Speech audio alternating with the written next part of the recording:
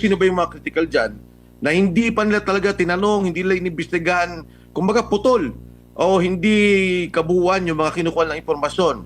Andyan si Secretary Manny Bonoan, Executive Secretary Bersamin, Department of Budget Secretary Amina Pangandaman, yung 90 na kasama ni Sergeant Gutesa na nagdi-deliver ng pera, at si Paul Estrada at si Mark Texay. Etong mga taong to, delikado. Etong mga taong to, pagka talagang nawala, sabihin na natin yung nangyari sa kanilang, wag naman sana mangyari, pero kung sila'y nawala, katulad ng pagkakawala ni Undersecretary Cabral, matatahimik yung issue. Wala tayong makitang ebidensya. Kasi makikita mo naman, di ba, Admar, MJ, nagsalita yung mga tao, bakit hindi pinapatawag si Mark at si Paul? Nung si Saldi, ilang buwan? 3 buwan ata siyang hindi pinatawag, 4 na buwan. Nung itinuro niya na si Pangulo, 7 araw. Nagkaroon ng kaso na cancel yung passport tapos hinahabol na nila. So kitang-kita mo talaga na ito yung kabuuan ng script na ginagawa nila. Na meron talaga silang, kumbaga, pagtatapos doon sa nais nila na mabunyag na issue. Opo, nabanggit po ninyo si Gutesa Kong. Isa po iyon sa bombshell na testimonya sa Senate hearing kaugnay po sa flood control anomaly. Yung dating Public Works Undersecretary, tingnan mo yung sinapit niya. Kayo po ba ay kinakabahan sa maaaring sapitin ni Sergeant Orly Gutesa? Kinakabahan ako para sa lahat. Ang kagandahan lang nga kay Orly, at ito yung apila ko nga sa mga humahawak sa kanya, pakawalan nyo na yung tao, nagsalita na, pinarikant na nga nila. Diba? Pinapirma na nila na hindi totoo yung mga sinabi niya, binidyo pa nila. Para na lang sa Pasko at para na lang bilang ama tong si Sergeant Orly Gutesa, pabalikin na nila sa pamilya, nakuha na naman nila yung gusto nila. Ang wino-worry ko pa nga talaga, Admar, at saka MJ, etong dalawa, si Mark Texay, at saka itong si John Paul Estrada, delikado itong dalawang to. Dahil ito lang dalawang to, bukod kay Saldi, ang nakakaalam ng kabuuan ng budget. Pansinin niyo yung binanggit ni Director District Engineer Alcantara. Di ba sabi niya, may tumatanggap po ng pera si Mark at si Paul. So siyempre, nakalista yun sa dalawa. Ito galing kay Alcantara, ito yung budget na to. Ganon din naman si Saldi. May ledger din siya, sinasabi niya, ito yung mga pondo at dito nang galing. Paano? Pagka nawala tong dalawang to, nawala si Saldi ko. So yung sentro ng pag nagkakaperahan sa loob ng gobyerno, ito yung nakakaalam si Saldi ko. Hindi lang DPWH yan. Nandiyan ang DSWD, nandiyan ang Department of Health. Sigurado ako, pinakialaman din yan nila Congressman Saldico bilang siya yung chairman, kasama Speaker Martin Romualdez, at nagdi-deliver sila ng pera dyan na umaabot kay Pangulong Bongbong Marcos. Pagdating naman dun sa DPWH, maganda kasi kay Yusek Cabral, alam niya na yung buo eh. Nakita niya yung buo. Si Yusek Bernardo may mga ilang kausap, may ginagawa.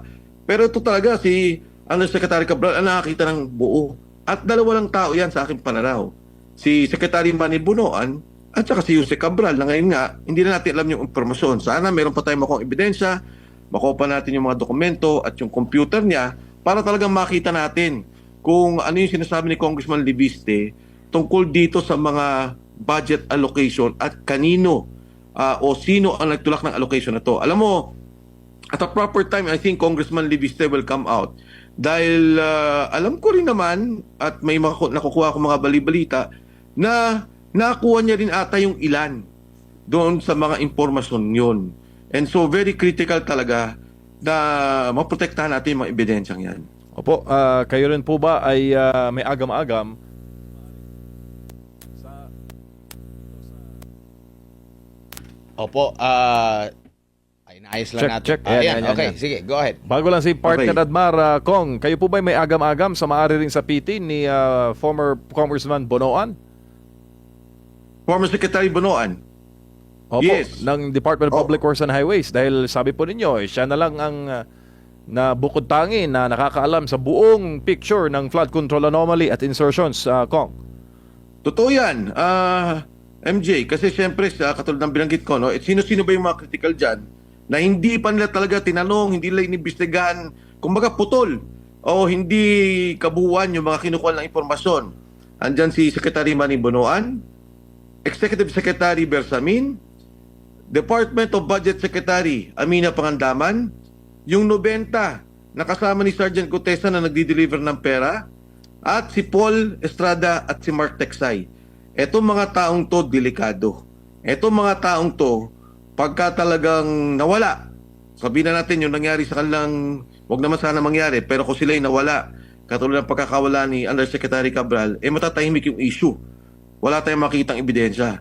Kasi makikita mo naman, di ba, MJ, nagsalita yung mga tao, bakit hindi pinapatawag si Mark at si Paul?